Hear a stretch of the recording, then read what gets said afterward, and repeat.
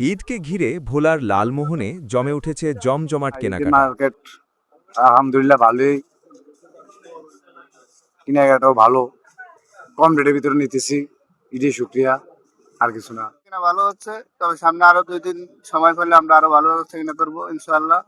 Customer আছে, বেচা কিনা হচ্ছে। সেটি এবছর বেচা কিনা খুবই ভালো। আপনার অনেক কেনাকাটা, অন্য বছর সাথে এবছর অনেক ভালো কেনাকাটা। আর এর কেনাকাটা বাজারগুলোতে দেখা যাচ্ছে ক্রেতাদের উপচে পড়া ভিড়।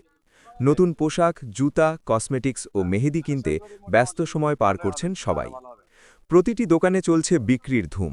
বিক্রেতারা বলছেন গত বছরের তুলনায় এবছর বেচাকেনা বেশ ভালো হচ্ছে। অন্যদিকে ক্রেতাদের দাবি আগের বছরের চেয়ে এবছর পণ্যের দাম তুলনামূলক কম। সব মিলিয়ে ঈদকে সামনে রেখে লালমোহনের বাজারে এখন উৎসবের আমেজ বিরাজ করছে। বিপ্লব হোসেন, লালমোহন নিউজ ডেস্ক। আমাদের যারা এখন